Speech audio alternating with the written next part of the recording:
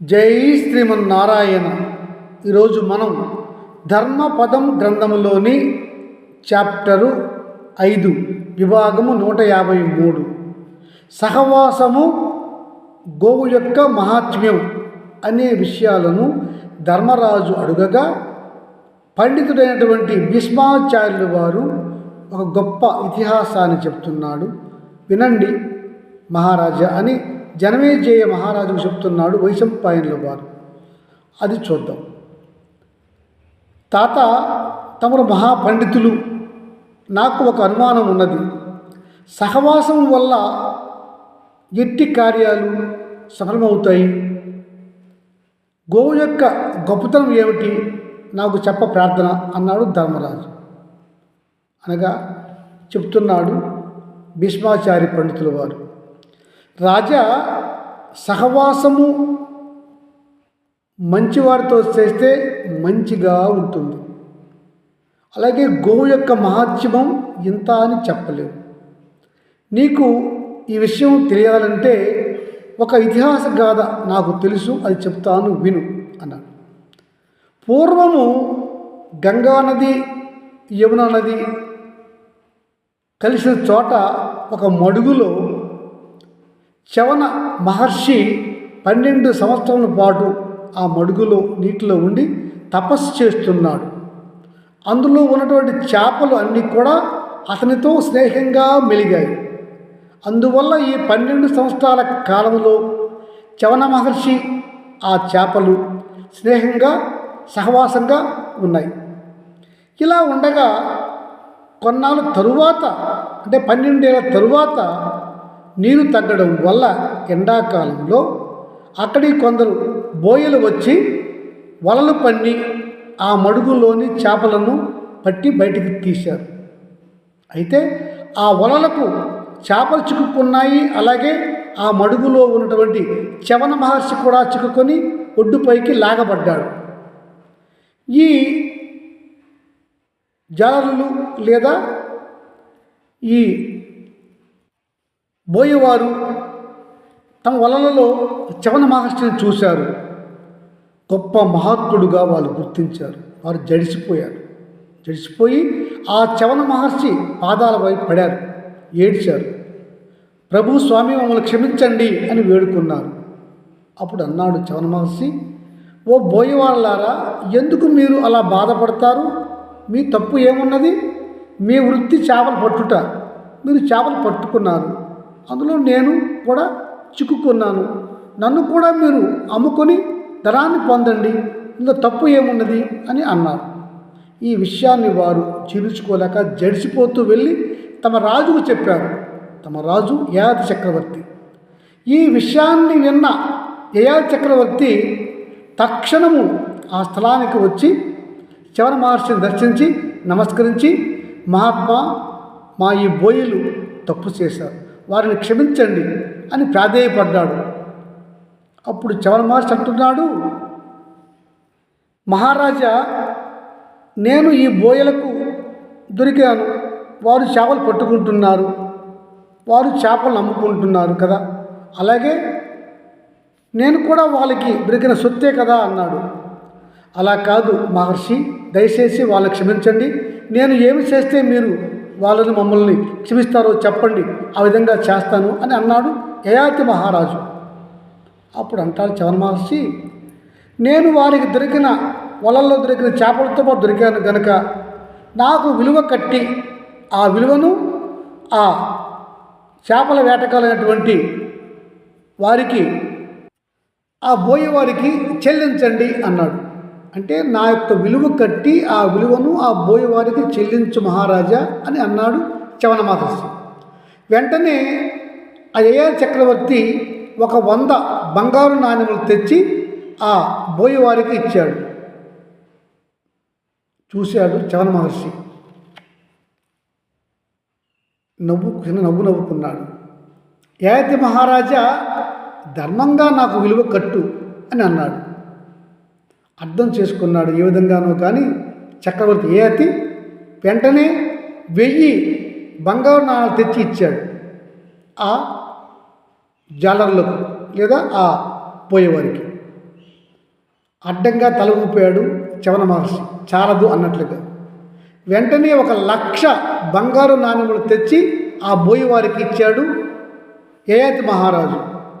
అప్పుడు కూడా చవన మహర్షి చాలదు అన్నట్లుగా అడ్డంగా తల ఊపాడు. ఇంకా కాదని 1,00,00,000 బంగారు నాణ్యాలు తెప్పించి ఆ బోయవారికి ఇచ్చాడు చవన మహర్షి చూస్తుండగా. అది చూశాడు చవన మహర్షి, అడ్డంగా తల ఊపాడు. అది కూడా చాలదన్నట్లుగా. ఇంకా చేసేది లేక యయాతి చక్రవర్తి, మహాత్మా, నా దేశంలో నా బండారంలో ఉన్నటువంటి మొత్తము ధనాన్ని వీరికి ఇచ్చేస్తాను, లేదంటే నా రాజ్యంలో సగభాగము ఈ చేపలు పట్టుకునే బోయవారికి ఇస్తాను, క్షమించండి అని అన్నాడు. అప్పుడు కూడా చవన మహర్షి సరిపోతుంది అనలేదు, తల ఊపలేదు. అది చూసినటువంటి యయాతి మహారాజు చింతాక్రాంతుడై ఏం చేయాలో తోచకుండా ఉన్నాడు. అప్పుడు అక్కడికి ఒక గవిజాతుడు అనే మహర్షి వచ్చాడు. ఆ మహర్షి, యయాతి మహారాజా, నీవు చవన మహర్షికి అలా బంగారు నాణ్యములతో ధర నిర్ణయించావు, అది సరికాదు. ధర్మంగా అతనికి నువ్వు ధర కట్టు అన్నాడు. అంటే ఎలా మహారాజు, ఎలా మహర్షి అడిగాడు రాజు. ఒక ఉత్తమ గోవును తెచ్చి చవన మహర్షి బదులు ఆ బోయవారికి దానం చెయ్యి, సరిపోతుంది, అదే ధర్మం అన్నాడు ఆ గవిజాతుడనే మహర్షి. వెంటనే యయాతి మహారాజు ఒక ఉత్తమ గోవును తెచ్చి ఆ చవన మహర్షి చూస్తుండగానే ఆ బోయవారికి దానం చేశాడు రాజు. వెంటనే చవన మహర్షి సంతోషంతో తల ఊపాడు, సంతోషించాడు. ఆ విషయం అయిన తరువాత ఆ గవిజాతుడు అనే మహర్షిని యయాతి మహారాజు తన రాజ్యానికి తీసుకుని వెళ్ళి ఆస్థానంలో అతడికి ఉచిత సేవలు చేసి ఉచిత ఆసనపై కూర్చోబెట్టి, మహాత్మా, గోవు దానం చేస్తే సరిపోతుంది, అది ధర్మకార్యం అని నాకు అక్కడ తెలియలేదు, మీరు చెప్పి మమ్మల్ని ఆ సమస్య నుంచి తప్పించారు. గోవు యొక్క మహత్యం ఏమిటి చెప్ప ప్రార్థన అన్నాడు యయాతి మహారాజు.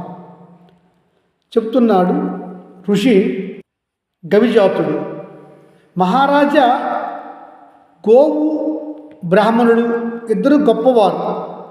వీటిని బ్రహ్మదేవుడు వేరువేరుగా సృష్టించాడు, కానీ ఇద్దరు కూడా గొప్పవారే. యజ్ఞ యాగాదులకు పాలు, నెయ్యి, పెరుగు ఇస్తాయి గోవులు. ఆ యజ్ఞాన్ని నిర్వహిస్తాడు ఉత్తమ బ్రాహ్మణుడు.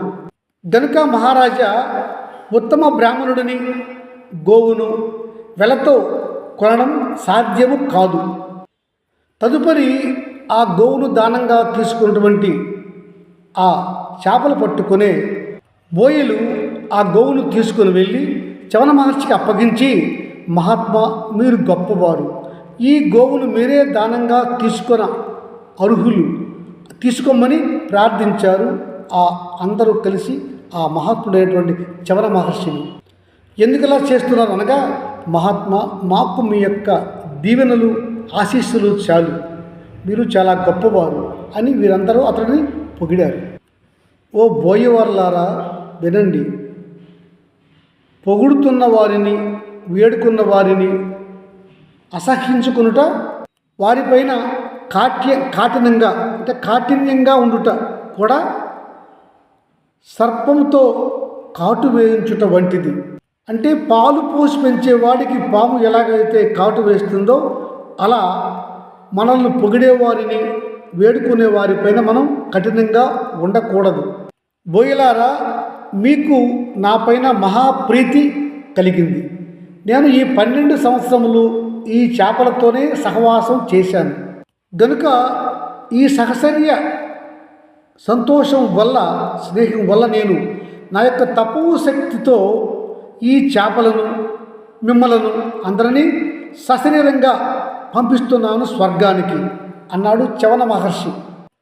యయాతి మహారాజు, అతని మంత్రులు, వచ్చి ఉన్న మునీశ్వరుడు అందరూ చూస్తుండగా చవన మహర్షి తన తపోఫలాన్ని ఖర్చు చేసి ఆ చేపలను అక్కడ ఉన్నటువంటి చేపలు పట్టుకునే బోయేవారిని శరీరంతో బాటుగా స్వర్గానికి పంపించాడు.